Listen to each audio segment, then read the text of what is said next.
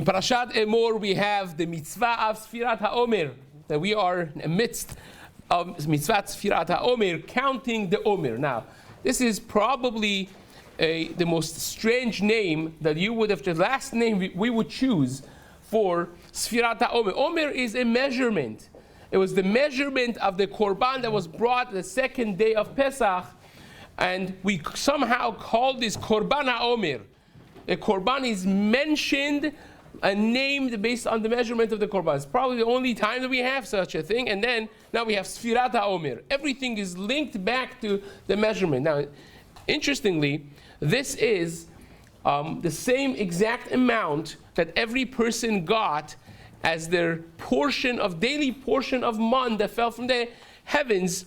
That was also an Omer.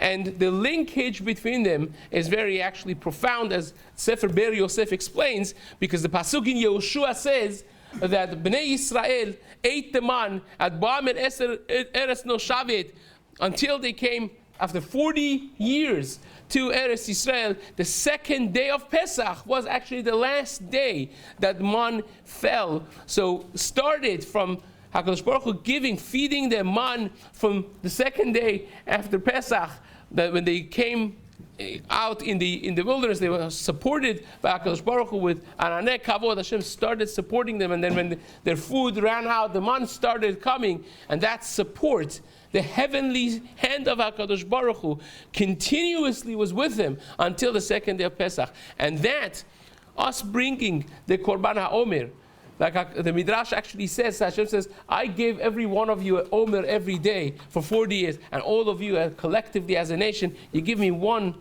Omer of base grain, of barley, which is the lowest level of grain.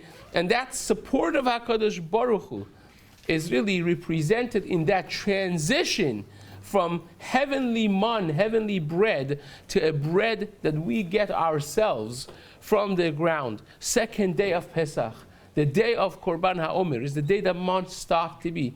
And perhaps the clear message of that is that even though that when we work and we earn that bread that grows from the ground, there is really no difference between a bread that falls from the sky or grows from the ground. It's all, Min Hashem, it's all from the heaven.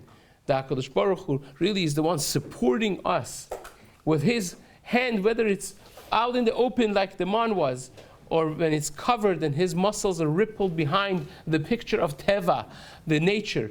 All of that comes from HaKadosh Baruch Hu. This is really what Maran in Shulchan Aruch writes in the very beginning, that every morning a person should be reading Parashat Haman to remember that what we do in our physical lives, it really is from HaKadosh Baruch Hu.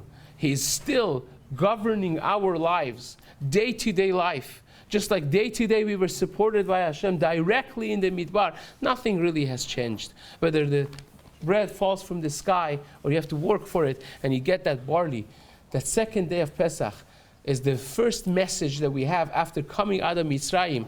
The day afterwards, the first korban you bring is the memory of HaKadosh Baruch Hu always being there for us, supporting our lives, supporting our finances.